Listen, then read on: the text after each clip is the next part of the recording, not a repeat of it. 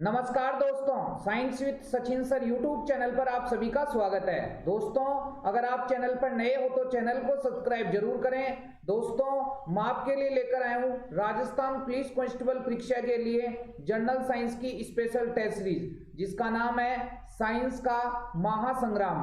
दोस्तों, इस test series में मैं आपको कॉल कराऊंगा राजस्थान पुलिस कांस्टेबल परीक्षा के लिए जनरल साइंस के टॉप 15 अति महत्वपूर्ण प्रश्न। दोस्तों, मेरे पढ़ाए हुए सैकड़ों विद्यार्थी राजस्थान पुलिस कांस्टेबल परीक्षा में सिलेक्ट हो चुके हैं और मेरे पढ़ाए हुए नोट्स और प्रश्नों से राजस्थान पुलिस कांस्टेबल परीक्षा में 90% से अधिक प्रश्न पूछे जाते हैं। तो जो दोस्त इस बार राजस्थान पुलिस कांस्टेबल परीक्षा की तैयारी कर रहे हैं, उनको मेरी तरफ से बेस्ट ऑफ लक। दोस्तों, तैयारी करते रहो। अगर आप ईमानदारी से तैयारी करोगे तो दुनिया की कोई भी ताकत आपको सिलेक्ट होने से नहीं रोक सकती।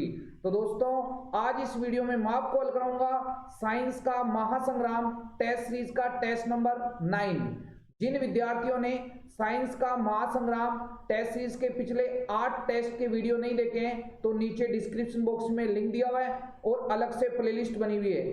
दोस्तों, ये सभी प्रश्न आपकी आने वाली राजस्थान पुलिस कांस्टेबल परीक्षा के लिए काफी इंपॉर्टेंट है और दोस्तों, इन प्रश्नों के बाहर कुछ भी नहीं आएगा। तो देखिए, स्टार्ट करते हैं साइंस का महासंग्राम टेस्ट सीरीज का टेस्ट नंबर 9 का फर्स्ट धमाकेदार वाला प्रश्न है। काफी इंपॉर्टेंट प्रश्न है। इन सभी प्रश्न को आप अपनी कॉपी के अंदर लिखें और बार बार रिवीजन लगाएं। तो देखिए, स्टार्ट करते हैं। फर्स्ट प्रश्न है, धातुओं में विद्युत चालकता का कारण है।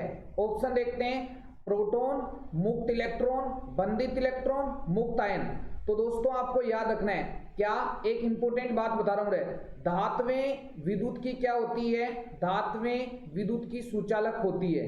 धात्वें विद्युत की क्या होती है? सुचालक होती है। ये काफी इंपॉर्टेंट बात है। ठीक है दोस्तों, क्या धात्वें विद्युत की क्या होती है? सुचालक होती है। क्यों होती है दोस्तों धात्वें विद्युत की सुचालक? दोस्तों, आपको याद रखना है, क्यों? क्योंकि धातुओं के अंदर दोस्तों मुक्त इलेक्ट्रॉन पाए जाते हैं। अरे क्या पाए जाते हैं? मुक्त इलेक्ट्रॉन पाए जाते हैं। ये काफी इंपॉर्टेंट बात है। क्या? Good conductor of electricity. ठीक है, गुड कंडक्टर ऑफ इलेक्ट्रिसिटी कौन होती है? मेटल। धातुएं विद्युत की क्या होती है? सुचालक होती है। क्यों? क्योंकि धातुओं के अंदर मुक्त इलेक्ट्रॉन या फ्री इलेक्ट्रॉन पाए जाते हैं। ठीक है, ये काफी इंपॉर्टेंट बात है। तो इसका करेक्ट आंसर क्या जाएगा? मुक्त इलेक्ट्रॉन। तो फर्स्ट का करेक्ट आंसर क्या हो जाएगा? बी हो जाएगा। अब दोस्तों, आपको याद रखना है क्या? देखिए, कुछ एक्स्ट्रा इंपोर्टेंट प्रश्न भी आपको मैं दे रहा हूं, आपको याद रखना है। ठीक है, आपको क्या याद करना है? देखिए, विद्युत की सबसे अच्छी चालक धातु, विद्युत की सबसे अच्छी चालक धातु बताइए कौन होती है? विद्युत की सबसे अच्छी चालक धातु कौन सी होती है? चालक धातु। तो दोस्तों, आपको याद रखना है एक्स्ट्रा इंपोर्टेंट प्रश्न कि विद्युत की सबसे अच्छी चालक धातु होती है चांदी। कौन कौन होती है रे? चांदी। और चांदी का प्रतीक क्या होता है? Ag। क्या होता है? Ag। काफी इंपोर्टेंट है, बहुत बार पूछा गया है। देखो दोस्तों, ये प्रश्न ऐसे भी पूछा जा सकता है कि बताइए चांदी विद्युत की सुचालक क्यों होती है? क्योंकि उसके अंदर पाए जाते हैं प्रोटॉन, मुक्त इलेक्ट्रॉन, बंधित इलेक्ट्रॉन, मुक्त आयन। तो आंसर आपका सेम ही रहेगा। जो चांदी होती है यह विद्युत की अच्छी चालक या विद्युत चालकता इसमें पाई जाती है। क्यों पाई जाती है? क्योंकि इसके अंदर मुक्त इलेक्ट्रॉन पाए जाते हैं। ठीक है, तो ये इंपॉर्टेंट बात है। तो विद्युत की सबसे अच्छी चालक धातु कौन सी? चांदी। और चांदी का परमाणु क्रमांक भी आपको याद रखना है दोस्तों, ये काफी इंपॉर्टेंट बात है। ठीक है, चांदी का परमाणु क्रमांक होता है 47। कितना होता है रे? 47। काफी इंपॉर्टेंट बात है। और आपको एक एक्स्ट्रा इंपॉर्टेंट प्रश्न ये भी याद रखना है कि चांदी का लेटिन नाम क्या है? चांदी का लेटिन नाम। ठीक है, सारे एक्स्ट्रा इंपॉर्टेंट प्रश्न याद करने। चांदी का लेटिन नाम क्या होता है दोस्तों? आपको याद रखना है अर्जेंटम। अरे क्या होता है? अर्जेंटम। लो जी, सारे एक्स्ट्रा इंपोर्टेंट जो भी प्रश्न आपके एग्जाम में बन सकते हैं, आ सकते हैं, वो सबका कलेक्शन आपके साथ इन सभी प्रश्नों के साथ लेके चल रहा हूं। तो दोस्तों, आप इन सभी प्रश्नों को आप अपनी कॉपी के अंदर लिखें। तो दोस्तों, एक बार रिवीजन और लगा देता हूं कि विद्युत की सबसे अच्छी चालक धातु कौन सी है? चांदी। चांदी का प्रतीक Ag होता है और चांदी का लेटिन नाम अर्जेंटम होता है। और आपको यह भी याद रखना है कि धातुएं विद्युत की सुचालक इसलिए होती है क्योंकि उनके अंदर मुक्त इलेक्ट्रॉन पाए जाते हैं। ठीक है, काफी इंपोर्टेंट बात है। नेक्स्ट इंपोर्टेंट प्रश्न पे चलते हैं। प्रश्न संख्या सेकंड। प्रश्न संख्या सेकंड है, किससे विटामिन युक्त तेल प्राप्त होता है? ऑप्शन देखते हैं, कुकुर से, मछली से, गाय से, मधुमक्खी से। तो किससे विटामिन युक्त तेल प्राप्त होता है? काफी इंपोर्टेंट प्रश्न दोस्तों, किससे प्राप्त होता है? मछली से। ठीक है, ये काफी इंपोर्टेंट बात है। तो सेकंड का करेक्ट आंसर क्या हो जाएगा? बी हो जाएगा।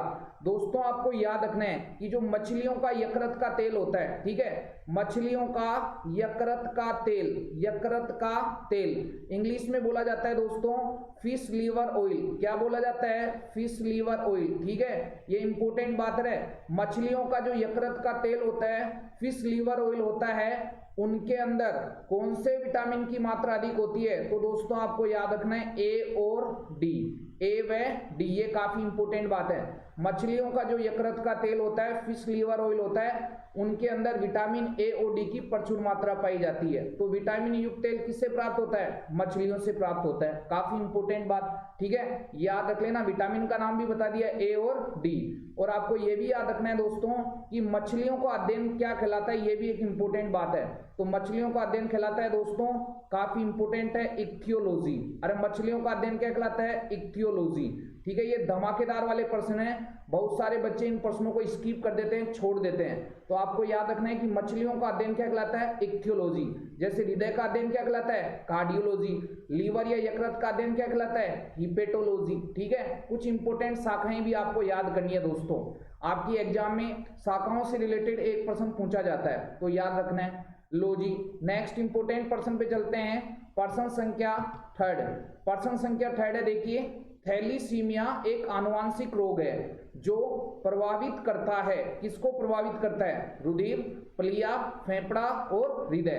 तो दोस्तों आपको एक इंपोर्टेंट बात याद रखनी है, थैलीसीमिया एक आनुवांशिक रोग या जन्मजात रोग है, यह तो सबको पता है। अब सर ये आनुवांशिक या जन्मजात रोग क्या होते हैं? तो दोस्तों आपको याद रखना है, ऐसे रोग जो हमें जन्म से ही प्राप्त होते हैं और पीढ़ी दर पीढ़ी चलते हैं, क्या कहलाते हैं? जन्मजात या आनुवांशिक रोग। अब सर ये थैलीसीमिया में क्या होता है? तो दोस्तों आपको याद रखना है कि थैलीसीमिया एक प्रकार का रक्त विकार रोग है। अरे कौन सा रोग है? रक्त विकार।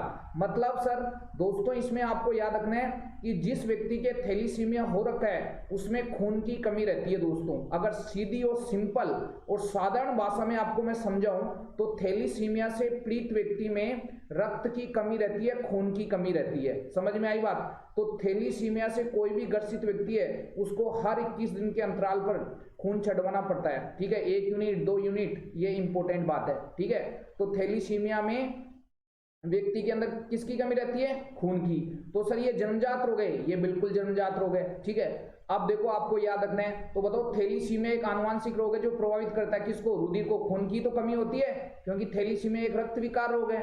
ठीक है, और दूसरी इंपॉर्टेंट बात आपने सुना होगा आरबीसी। आरबीसी बोले तो रेड ब्लड सेल्स, लाल रक्त कणिकाएं। ठीक है, इसको बोला जाता है इरिथ्रोसाइट। आरबीसी का अन्य नाम क्या होता है दोस्तों? इरिथ्रोसाइट भी होता है। आरबीसी की कमी क्या कहलाती है? एनीमिया कहलाती है ना। आरबीसी की कमी क्या कहलाती है? एनीमिया कहलाती है। और आरबीसी का जीवन काल कितना होता है? 120 दिन होता है। ठीक है, तो थैलीसीमिया से जो पीड़ित व्यक्ति होता है दोस्तों उसके अंदर आरबीसी की कमी होती है। आरबीसी बनती है लेकिन बहुत कम बनती है, और जो बनती है उनका जीवन काल बहुत कम होता है। ठीक है, तो ऐसे जो थैलीसीमिया से ग्रसित व्यक्ति है उनको हर 21 दिन के अंतराल पर खून छड़वाना पड़ता है। तो ये इंपॉर्टेंट बात है। ठीक है, पूरा समझा दिया मैंने कि थैलीसीमिया में क्या होता है और क्या नहीं होता है। लो जी, तो आपको पता है थर्ड का करेक्ट आंसर क्या हो जाएगा? ए हो जाएगा। सारे प्रश्न याद करने हैं दोस्तों। नेक्स्ट इंपोर्टेंट पर्सन पे चलते हैं। पर्सन संख्या 4, पर्सन संख्या 4 है, देखिए काफी इंपोर्टेंट पर्सन। विश्व ओजोन दिवस कब मनाया जाता है? ऑप्शन देखते हैं, 18 सितंबर, 12 मार्च, 16 सितंबर और 10 मार्च। तो ओजोन, विश्व ओजोन दिवस कब मनाया जाता है दोस्तों? 16 सितंबर को। तो 4 का करेक्ट आंसर क्या हो जाएगा? सी हो जाएगा। ये इंपॉर्टेंट बात है। ओजोन का सूत्र क्या होता है? O3 होता है ना। और आपको ये भी याद रखना है कि देखो इंपॉर्टेंट बात, ओजोन का रासायनिक सूत्र O3 और ओजोन ऑक्सीजन का अपरूप है। अरे किसका अपरूप है? ऑक्सीजन का एलोट्रोप है। ऑक्सीजन का अपरूप कौन है? ओजोन है दोस्तों, याद रख लेना, ये काफी इंपॉर्टेंट बात है। और विश्व ओजोन दिवस 16 सितंबर। कुछ इंपॉर्टेंट दिवस आपके एग्जाम में आते हैं राजस्थान पुलिस में, जैसे अगर बात करें विश्व एड्स दिवस तो 1 दिसंबर। ठीक है, ये काफी इंपॉर्टेंट बात है। विश्व एड्स दिवस कब मनाया जाता है? 1 दिसंबर। विश्व स्वास्थ्य दिवस कब मनाया जाता है? 7 अप्रैल। लो जी, सारे इंपॉर्टेंट पर्सन है। दोस्तों आपका एक भी पर्सन राजस्थान पुलिस कांस्टेबल परीक्षा में साइंस का गलत नहीं होगा दोस्तों, काफी धमाकेदार वाले पर्सन है। और वो ये जो पर्सन मैं आपको हल करा रहा हूं ये वही पर्सन है जो एनसीईआरटी के अंदर हैं, ठीक है, ये काफी इंपॉर्टेंट है। तो एनसीईआरटी के चैप्टर वाइज मैं इंपॉर्टेंट क्वेश्चन सिलेक्ट करके आपके लिए लेकर आ रहा हूं। आप इन सभी प्रश्नों को लिखें और बार बार रिवीजन लगाएं। दोस्तों ये टेस्ट नंबर 9 चल रहा है, ठीक है। जिन विद्यार्थियों ने, जो भी मेरे राजस्थान पुलिस कांस्टेबल की तैयारी करने वाले प्यारे बच्चे हैं, आप पिछले 8 टेस्ट के वीडियो हैं उनको भी आप अपनी कॉपी के अंदर लिखें, बार बार रिवीजन लगाएं। रेगुलर वीडियो को देखें। आज टेस्ट नंबर 9 चल रहा है। जो आज स्टूडेंट नया जुड़ा है, ठीक है, या पुराने स्टूडेंट हैं, किसी कारणवश नहीं देख पाया, तो आप जो पिछले 8 टेस्ट के वीडियो हैं आप सभी के प्रश्नों को कॉपी के अंदर लिख लो। आपको न किसी से नोट्स लेने की आवश्यकता साइंस में, न किसी से प्रश्न लेने की आवश्यकता, केवल और केवल आप जो भी मैं यह प्रश्न हल करा रहा हूं आप इन सभी प्रश्न को लिखें, रिवीजन लगाएं, एक भी प्रश्न गलत नहीं होगा, आपसे प्रॉमिस है, ठीक है। तो नेक्स्ट इंपोर्टेंट प्रश्न पे चलते हैं, प्रश्न संख्या 5। प्रश्न संख्या 5 पे देखिए, काफी इंपोर्टेंट प्रश्न है ये भी दोस्तों। ओरिजिन ऑफ स्पीसीज नामक पुस्तक किसने लिखी, ठीक है। ऑप्शन देखते हैं, अरस्तु, Gregor John Mendel, Charles Darwin और हचिंसन। तो ओरिजिन ऑफ स्पीसीज नामक पुस्तक किसने लिखी थी दोस्तों, चार्ल्स डार्विन ने। तो 5 का करेक्ट आंसर क्या हो जाएगा, सी हो जाएगा। अब बात करते हैं अरस्तु। भाई साहब आपने सुना होगा अरस्तु के बारे में बात करते हैं। जीव विज्ञान सुना आपने, विज्ञान की वह शाखा जिसमें जीवों का अध्ययन किया जाता है, जीव विज्ञान, या इंग्लिश में जीव विज्ञान को क्या बोला जाता है, बायोलॉजी बोला जाता है, ठीक है। तो जीव विज्ञान का पिता कौन है, अरस्तु है, ये याद रख लेना, फादर ऑफ बायोलॉजी, या जीव विज्ञान का पिता किसको कहा जाता है, अरस्तु को कहा जाता है। ये काफी इंपोर्टेंट बात है, ठीक है। लॉजिक। नेक्स्ट इंपोर्टेंट पर्सन पे चलते हैं, प्रश्न संख्या 6। देखिए धमाकेदार वाले प्रश्न संख्या 6 है, निम्न में से कौन सी नोबल गैस है, ठीक है। ऑप्शन देखते हैं, देखो हाइड्रोजन, H का मतलब होता है हाइड्रोजन, लिख देता हूं कोई दिक्कत वाली बात नहीं है, ठीक है। H का मतलब होता है हाइड्रोजन, मतलब हाइड्रोजन का प्रतीक H होता है। Si मतलब सिलिकॉन का प्रतीक होता है Si। मैं पर्सन को सिंपल कर रहा हूं आपके लिए। Sb का मतलब होता है दोस्तों एंटीमनी, अरे क्या होता है, एंटीमनी। और Ar का मतलब होता है दोस्तों आर्गन। अब हमारे को पर्सन ये पूछा है, आपको ये भी याद रखना है कि हाइड्रोजन का प्रतीक H होता है, सिलिकॉन का Si और एंटीमनी का Sb और आर्गन का Ar होता है। अब हमारा प्रश्न हमारे को ये पूछा है कि निम्न में से कौन सी नोबल गैस है, ठीक है। अब आपको क्या याद करना है भाई साहब, एक इंपोर्टेंट बात बता रहा हूँ, आपको नोबल गैस याद करनी है 6। कितनी याद करनी है, 6। मैं लिख रहा हूँ और आपको ट्रिक भी बताने वाला हूँ आज। कौन कौन सी होती है, देखो हीलियम, ठीक है, नोबल गैस यही होती है। आवर्त सारणी के अंदर कुल नोबल गैसों की संख्या है 6 नोबल गैस पाई जाती है। एक नई भी ऐड की गई है, लेकिन वो आपको याद नहीं करनी है अभी, केवल 6 याद करनी है। कौन कौन सी, देखो हीलियम, एक होती है नियोन, हीलियम नियोन, एक होती है आर्गन, हीलियम नियोन आर्गन, एक होती है क्रिप्टॉन, एक होती है जीनॉन और एक होती है रेडॉन। क्या बताया, देखो 6 बता दिया। He का मतलब मैं आपको बता देता हूँ, He का मतलब होता है हीलियम, ठीक है, और Ne का मतलब होता है नियोन, क्या होता है, नियोन, ठीक है। और Ar का मतलब क्या होता है, आर्गन, Ar का मतलब क्या होता है, आर्गन। Kr का मतलब क्या होता है, क्रिप्टॉन, अरे Kr का मतलब क्या होता है, क्रिप्टॉन। और Xc का मतलब क्या होता है, जीनोन, Xc का मतलब क्या होता है, जीनोन। और Rn का मतलब क्या होता है, रेडोन होता है, क्या होता है, रेडोन। तो मैंने क्या बताया कि आवर्त सारणी के अंदर कुल नोबल गैस कितनी होती है, 6। अब देखो कौन कौन सी ये भी बताया, एक तो हीलियम, नियोन, हीलियम का प्रतीक He, नियोन का Ne, आर्गन का Ar, क्रिप्टॉन का Kr, जीनोन का Xc और रेडोन का Rn। ये 6 है कुल, ठीक है। अब इंपोर्टेंट बात क्या, ये याद करनी है 6 की 6 आपको, ठीक है। ये नोबल गैस हैं। अब इनकी ट्रिक बता देता हूं मैं, याद करने की ट्रिक बता देता हूं, धमाकेदार वाली ट्रिक है, ठीक है। ट्रिक कौन सी है, तो दोस्तों आपको याद रखना है, ये ट्रिक है, ठीक है। ट्रिक कब याद होगी, जब आप बार बार लिखोगे। सिलेक्शन किसको लेना है, मेरे को या आपको, आपको लेना है। तो मेहनत किसको करनी है, आपको करनी है, ठीक है। ये इंपॉर्टेंट बात है, कई भूल जाते हैं ना वीडियो देखते देखते कि पता नहीं सर ही मेहनत करें, मेरे को तो जुटती नहीं है, ठीक है। तो एग्जाम सर नहीं देंगे आपकी, कौन देगा, आप दोगे, पढ़ना भी आपको ही है, ठीक है। अब ट्रिक बता रहा हूं, देखो helium, neon, argon, krypton, xenon और रेडोन। ट्रिक है, हे नेताओं और हे नेताओं और कर्मचारी कर्मचारी जीते रहो। हे नेताओं और कर्मचारी जीते रहो। लो जी ये ट्रिक है। हे मतलब हीलियम, नेताओं एनी, और का मतलब होता है AR, कर्मचारी KR, जीते XE और रहो। हे नेताओं और कर्मचारी जीते रहो। ये ट्रिक है दोस्तों, याद करनी है। ठीक है, ये काफी इंपोर्टेंट बात है। लो जी अब देखो और एक्स्ट्रा इंपोर्टेंट पर्सन बता रहा हूं। अरे नोबल गैस है ना, इसको उत्कृष्ट गैस भी बोला जाता है। क्या बोला जाता है? उत्कृष्ट गैस या अक्रिय गैस भी बोला जाता है। ये 3 नाम आपको याद रखने। क्या क्या? देखो मैंने क्या बताया कि नोबल गैस को उत्कृष्ट गैस या अक्रिय गैस बोला जाता है। और ये 6 आपको याद रखनी है। Helium, neon, argon, krypton, xenon और रेडोन। ट्रिक बताई, हे नेताओं और कर्मचारी जीते रहो। अब देखो हमारा प्रश्न निम्न में से कौन सी नोबल गैस है? हाइड्रोजन और सिलिकॉन, एंटीमनी और आर्गन। कौन सी दिख रही है इसमें? आर्गन आ रही है क्या? ये आ गई आर्गन। तो कौन सा होगा?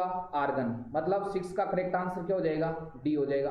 सारे प्रश्न याद करने हैं भाई, काफी इंपोर्टेंट प्रश्न है। एक भी प्रश्न आपका गलत नहीं होगा।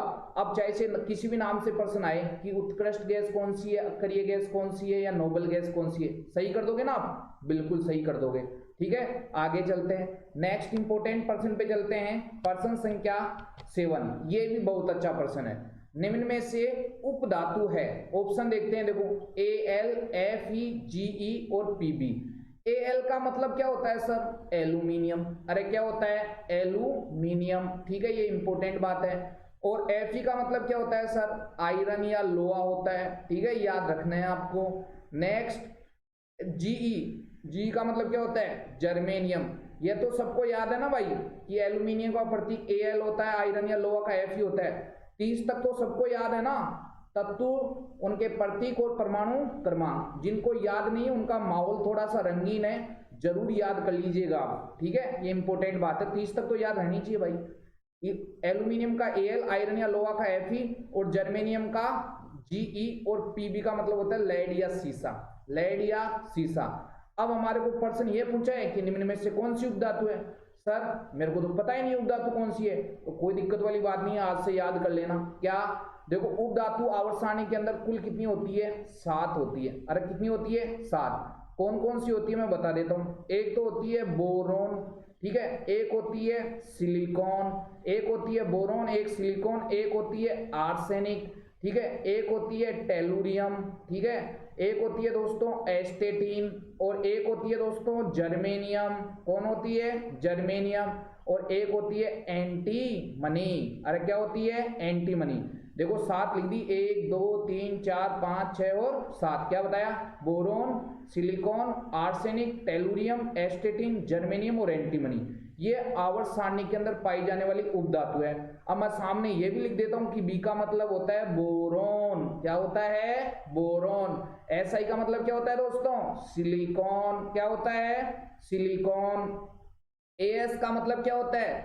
आर्सेनिक। क्या होता है? आर्सेनिक। ठीक है। टी का मतलब क्या होता है? टेलुरियम। अरे क्या होता है? टेलुरियम। ठीक है। और एटी का मतलब क्या होता है? एस्टेटिन। एटी का मतलब क्या होता है? एस्टेटिन। और जी का मतलब क्या होता है? जर्मेनियम। क्या होता है? जर्मेनियम। और एसबी का मतलब क्या होता है? एंटीमनी। क्या होता है? एंटीमनी। लो जी ये सारे। अब दोस्तों मैंने एक रीट का बैच भी कंप्लीट कराया था, ठीक है, जो अभी पिछली रीट हुई थी उसके अंदर सारे पर्सन जो भी साइंस सब्जेक्ट्स के थे, ठीक है, वो सारे पर्सन मेरे फटाए हुए नोट्स और प्रश्नों से आए। तो इस बार राजस्थान पुलिस कांस्टेबल परीक्षा में भी जो मैं साइंस के प्रश्न आपको हल करा रहा हूं, इन प्रश्नों के बाद कुछ भी नहीं जाएगा। आप केवल और केवल इन प्रश्नों को लिखें और बार बार रिवीजन लगाएं। ठीक है। तो क्या बताया देखो, अब एग्जाम के अंदर रीट के अंदर ध्यान है क्या प्रश्न आया था? एंटीमनी का प्रतीक क्या है? एसवी। देखो कितना लॉलीपॉप प्रश्न आया। ठीक है, बहुत सिंपल सिंपल से प्रश्न आते हैं। ठीक है, तो boron, silicon, arsenic, tellurium, एस्टेटिन, germanium और एंटीमनी, ये काफी इंपोर्टेंट बात है। ठीक है। अब सर इसकी भी ट्रिक बता दो, तो इसकी भी ट्रिक बता देता हूँ, काफी धमाकेदार वाली बात। हाँ जी, इसकी ट्रिक है, देखो इसकी ट्रिक आपको मैं यहां लिख रहा हूं, ये काफी इंपोर्टेंट है। इसकी ट्रिक भी आप याद कर लेना, ट्रिक आप खुद भी बना सकते हो। बोले शिव, बोले शिव, बोले शिव ऐसी, बोले शिव ऐसी तेरी तेरी आत्मा आत्मा जिए सब, बोले शिव ऐसी तेरी आत्मा जिए सब। ये ट्रिक याद कर लेना भाई। देखो बोले मतलब बोरोन, शिव सिलिकॉन, एसी मतलब आर्सेनिक, टेलुरियम तेरी, एस्टेटिन आत्मा, एस्टेटिन एटी मतलब आत्मा, जीए जीई, और सबका मतलब एंटीमनी। लो जी याद कर लेना भाई, ठीक है। एक बार वीडियो समझ में नहीं आता है तो दोबारा देख लेना। अब हमारा प्रश्न है निम्न में से उपधातु है एल्यूमिनियम, आयरन या लोहा, जर्मेनियम, लेड या सीसा। बताओ कौन सा आ रहा है? इसके अंदर तो जर्मेनियम ही आ रहा है, ठीक है। तो 7 का करेक्ट आंसर क्या हो जाएगा? सी हो जाएगा। ये इंपोर्टेंट बात है, ठीक है। लो जी सारे प्रश्न याद करने भाई। नेक्स्ट इंपोर्टेंट प्रश्न पे चलते हैं, प्रश्न संख्या 8। प्रश्न संख्या 8 तो देखो, चाय का वैज्ञानिक नाम क्या है? ऑप्शन देखते हैं, Coffea arabica, Camellia sinensis, Curcuma longa, Allium सेटाइम। तो चाय का वैज्ञानिक नाम क्या है? काफी इंपोर्टेंट बात है, कैमेलिया साइनेंसिस, ठीक है। पिछली बार जो राजस्थान पुलिस परीक्षा हुई थी उसके अंदर खेजड़ी का वैज्ञानिक नाम पूछा गया था। तो दोस्तों आपको वैज्ञानिक नाम, ठीक है, उसका वीडियो पहले ही अपलोड है, आप प्ले लिस्ट में जाकर देखें। सभी के वैज्ञानिक नाम, कुछ इंपोर्टेंट जो वैज्ञानिक नाम है मैं आपके लिए पहले ही वीडियो बना चुका हूं, और वहां से एक प्रश्न पक्का आएगा। ये भी प्रॉमिस है कि जो प्रश्न पूछेगा उन्हीं से पूछेगा। बिल्कुल सही बात है, ठीक है। तो चाय का वैज्ञानिक नाम क्या है? Camellia sinensis. आज देखना, आप जाके देखा मिलता है क्या आपको वीडियो? हाँ जी, चाय का वैज्ञानिक नाम क्या है? मिलेगा ही जब अपलोड है तो, ठीक है। लिखना है आपको, क्या करना है? चाय का वैज्ञानिक नाम क्या है? Camellia sinensis. काफी इंपोर्टेंट बात। तो 8 का करेक्ट आंसर क्या हो जाएगा? बी हो जाएगा। अब देखो ये कॉफी अरेबिका किसका है? अरे कॉफी पीते हो ना आप, कॉफी का वैज्ञानिक नाम क्या है? Coffee arabica. तो आप कभी भी चाय पियो ना तो मम्मी को ऐसे बोला करो, याद करने का तरीका है भाई साइंस को। मम्मी को हमेशा ऐसे बोला करो कि मम्मी कैमेलिया साइनेंसिस लाओ मेरे लिए, ऐसे थोड़ा माहौल सा बनाया करो, ठीक है। तो आपको याद भी हो जाएगा कि चाय का वैज्ञानिक नाम क्या होता है? Camellia sinensis. अब मेरे को ये नहीं पता कि भाई साहब चाय मिलेगा या और कुछ मिलेगा मम्मी के द्वारा आपको, लेकिन थोड़ा सा माहौल बना दिया करो कि चाय का वैज्ञानिक नाम क्या है? Camellia sinensis. अगर हॉस्टल में रह रहे हो तो वार्डन को बोल दिया करो कैमेलिया साइनेंसिस लाया जाए मेरे लिए, और अगर कॉफी पी रहे हो तो बोला कॉफी अरेबिका लाया जाए, ठीक है। तो याद रह जाएगा कि कॉफी का वैज्ञानिक नाम कॉफी अरेबिका होता है। कुरकुरमा लोंगा ये किसका होता है? ये हल्दी का वैज्ञानिक नाम होता है। किसका होता है? हल्दी का। एलियम सेटाइम ये लहसुन का वैज्ञानिक नाम होता है दोस्तों। किसका होता है? लहसुन का। सारे प्रश्न याद करने। नेक्स्ट इंपोर्टेंट प्रश्न पे चलते हैं, प्रश्न संख्या 9। प्रश्न संख्या 9 है, किसी वस्तु द्वारा प्रति सेकंड तय की गई दूरी को क्या कहते हैं? ऑप्शन देखते हैं, वेग, विस्थापन, चाल और त्वरण। तो दोस्तों आपको याद रखना है कि किसी वस्तु द्वारा प्रति सेकंड तय की गई दूरी को क्या कहा जाता है? चाल कहा जाता है। क्या कहा जाता है? चाल। तो 9 का करेक्ट आंसर क्या हो जाएगा? सी हो जाएगा। इंपोर्टेंट पर्सन है। अब देखिए कुछ एक्स्ट्रा इंपोर्टेंट पर्सन मैं आपको दे रहा हूं। क्या? देखो चाल बराबर होता है दोस्तों, चाल बराबर होता है दूरी बटा समय। चाल बराबर क्या होता है? दूरी बटा समय। ये इंपोर्टेंट बात है।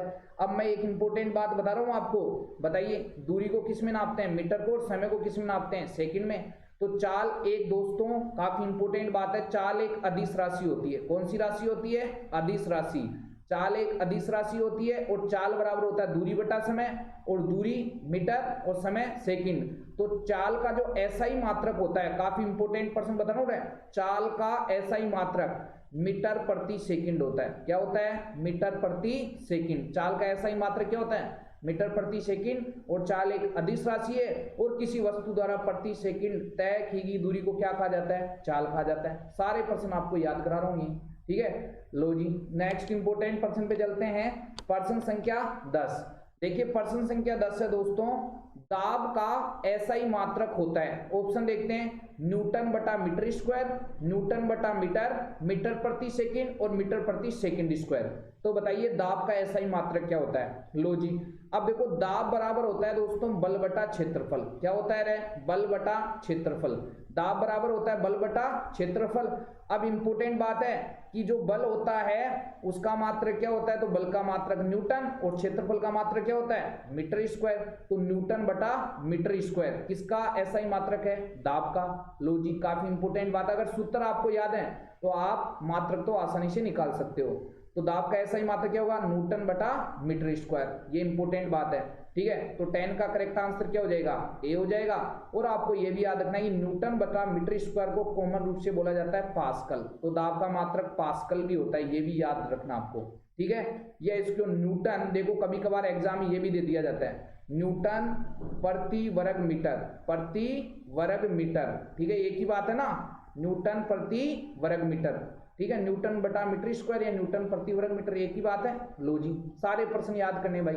नेक्स्ट इंपोर्टेंट प्रश्न पे चलते हैं। प्रश्न संख्या 11, निम्न में से कौन सा भौतिक परिवर्तन का उदाहरण है? ऑप्शन देखते हैं, कांच का टूटना, कागज का फटना, शक्कर का पानी में घुलना, उपरोक्त सभी।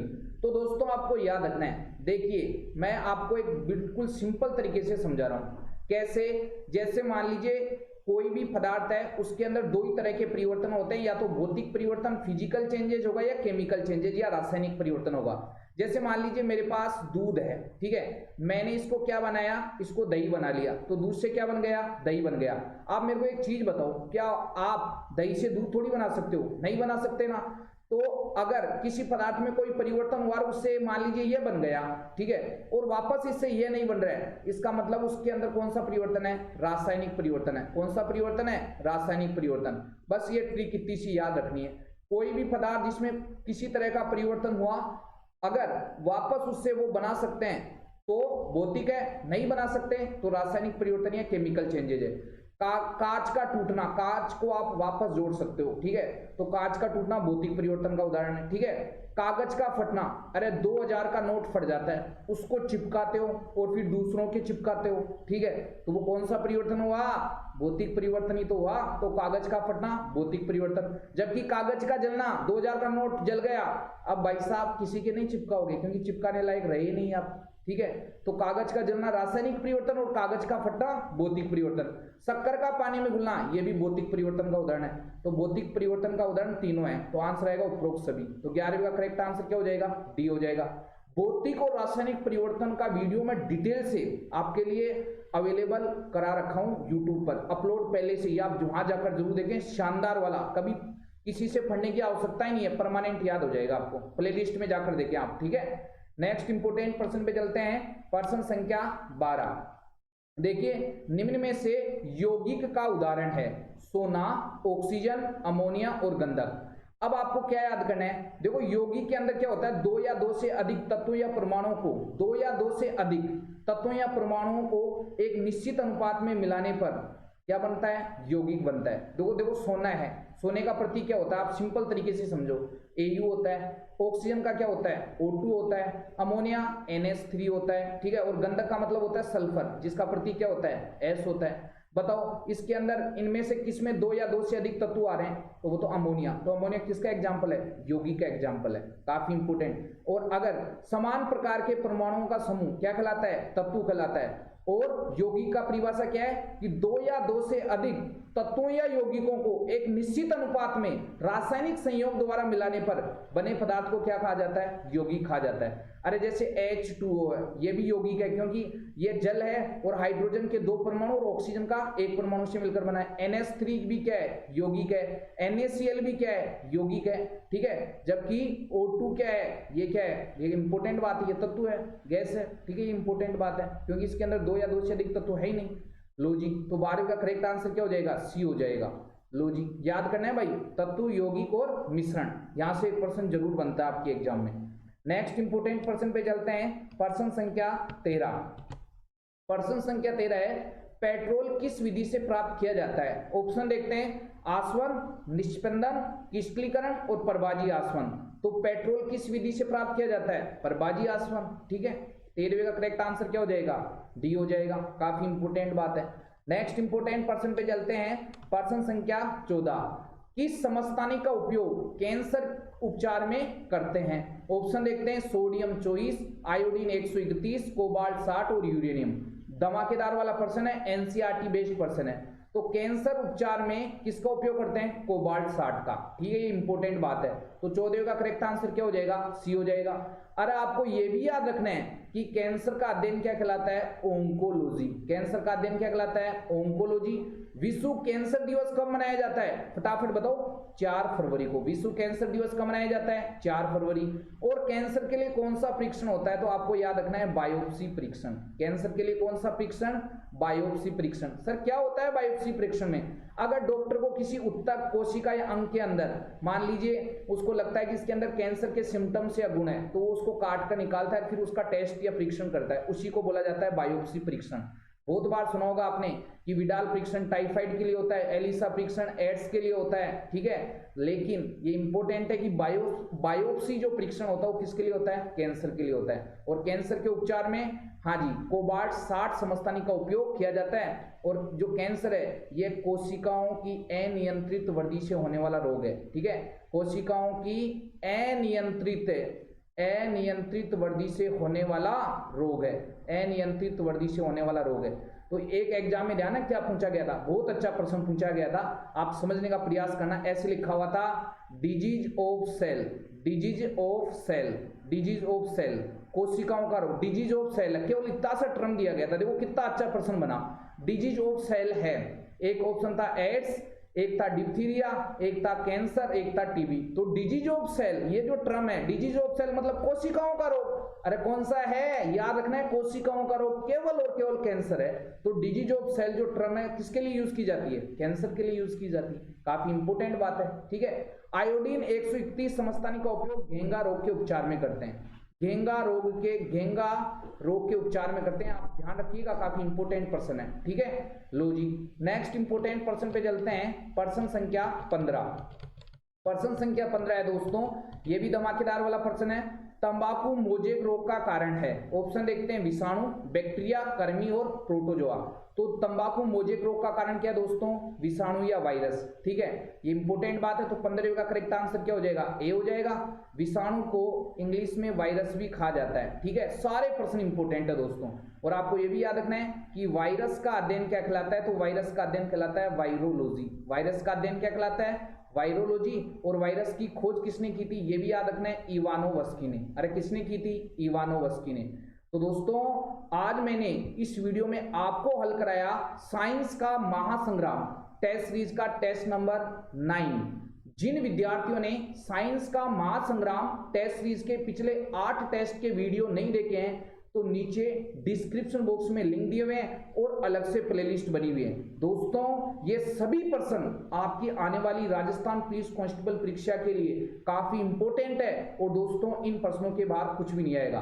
दोस्तों अगर ये वीडियो आपको अच्छा लगे तो आप इस वीडियो को ज्यादा से ज्यादा शेयर करें और सभी बच्चे कमेंट बॉक्स में कमेंट करके जरूर बताएं कि आपके 15 में से कितने % सही हुए। दोस्तों अच्छे से मेहनत करनी है, एक बार मेहनत करनी है, अच्छे से मेहनत करो दोस्तों। आप जो मेहनत कर रहे हो इसका रिजल्ट आएगा 100%, ठीक है। यूं ही नहीं मिलती राही को मंजिल, एक जुनून सा दिल में जगाना पड़ता है। पूछा चिड़िया से कैसा बना आसियाना, तो बोली बढ़नी पड़ती है उड़ान, बार बार तिनका तिनका उठाना पड़ता है। दोस्तों जब एक चिड़िया घोंसला बनाती है तो कई बार उससे तिनका छूटकर जमीन में गिर जाता है, जमीन के ऊपर गिर जाता है, लेकिन वो कोशिश करती रहती है कि मेरे को मेरी मंजिल को पाना है, मेरे को घोंसला बनाना है। वैसे ही आपकी मंजिल आपका सिलेक्शन है और अच्छे से मेहनत करोगे तो दोस्तों आपको सिलेक्ट होने से कोई नहीं रोक सकता, ठीक है। मिलते हैं नेक्स्ट क्लास में, तब तक के लिए जय हिंद जय भारत।